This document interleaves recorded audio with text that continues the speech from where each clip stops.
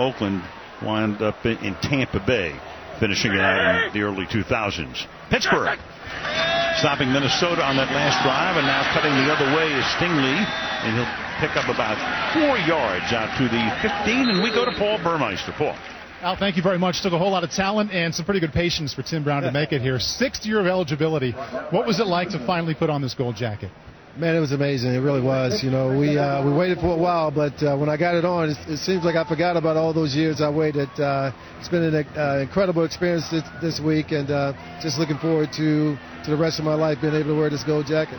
I would imagine most things have been enjoyable this week. What's been the most memorable part of the weekend? You know, my son came up to me. He's only 12. He didn't see my career.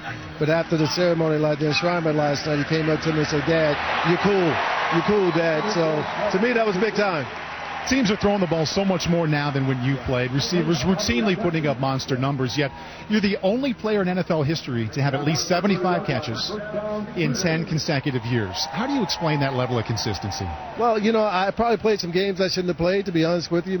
Practice some practices that I shouldn't have, but my whole thing was get out of bed. If I can get out of bed, then go to practice, and then we'll go out to the field, and then I run a couple plays, and by then you feel better. You get the game day, you play. So, you know, I think just by doing that, things worked out pretty good for me. Interesting that your mom didn't even want you to play football. She didn't know that you went out in high school. The first NFL game she saw you play in person, you had your 1,000th career catch. What did it mean to have her with you last night? You know, I didn't even know the Raiders had brought them into town. So when they stopped the game and brought her out, I almost fainted, man, because I couldn't believe that she was there. But, you know, I was so happy that her and my dad was able to be there for that incredible moment. And she still talks about it every once in a while. She talks about the Raider fans. They're a little different, you know. So it was a great experience for her. A lot of Raider fans in Oakland and Los Angeles, kind of an unknown future right now. You played 7 seasons as a Raider in L.A., 9 in Oakland. Where do you think that team belongs? Well, I think they want to be in Oakland. You know, the team, the franchise started there. But, you know, if they can't make it work financially in Oakland, they're going to have to do what they have to do. But I believe Mark Davis and the team wants to be in Oakland. All right, Tim, thank you very much. Thank you, Paul. Appreciate it. Tim Brown, the 9th Heisman Trophy winner, now in the Hall of Fame. Yeah, thank you, Paul. Tim Brown, great career. A lot of fun to watch him. I remember at one point he was having some contract difficulties with the Raiders, with Al Davis. Really? And it was, what a shock. And there was some talk about him winding up with Denver. And that talk got squelched. Mike Tomlin coached him for a little while, I guess, in Tampa, and he said he couldn't play his 17th year, and he was returning punts for them. Mm-hmm. An amazing athlete he was. A couple of Notre Damers going into this Hall of Fame class. And Jerome Bettis talking to Jerome at halftime. 3rd and 9 here. The play clock is expiring, and that's why we have a flag here. Delay a game. Called Jeffers. False start, number 77, offense, 5-yard penalty, 3rd down. Full start before the delay of game. Todd Haley, I tell you what, he came to Pittsburgh. He replaced the very popular Bruce Arians, and Bruce was very popular, especially with Ben Roethlisberger. So they had a little rocky beginning, but how beautiful did that turn out last year? They set all kinds of offensive team records. You know, and they have the true triplets right now. I'm not sure anybody has anything better than Ben Roethlisberger and Le'Veon Bell and Antonio Brown. Those guys were incredible last year.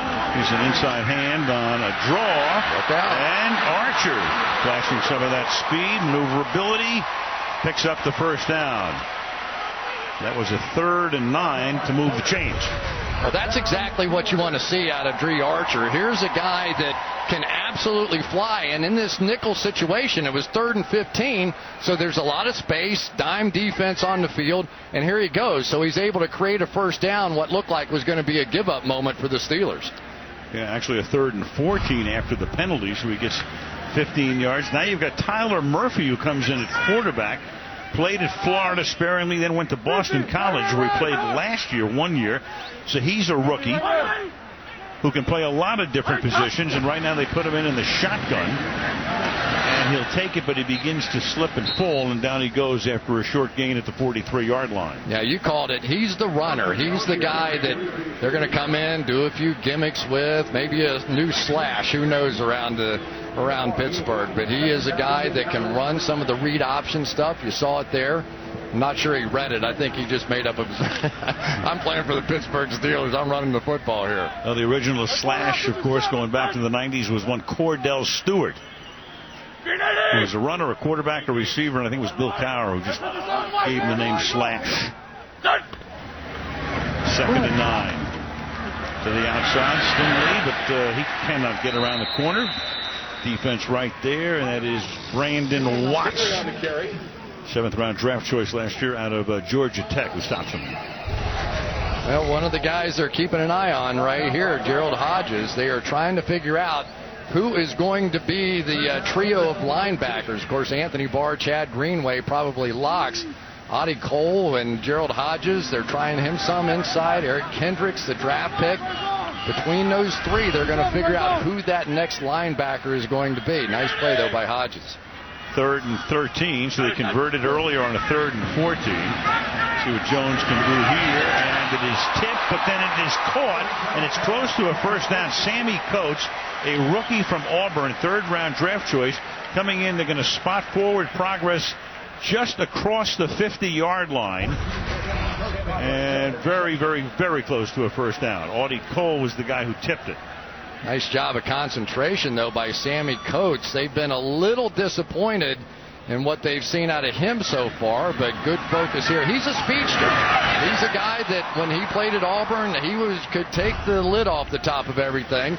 And I think in part because there have been so many wide receivers hurt, he hasn't quite looked as fast as he did in college. Well, it's 4th down and inches, and they're going to go for it. But then again, the play clock goes to 0. Did they get the play off? And they did. They called a timeout. Timeout with a little more than a minute and a half to go in the opening quarter.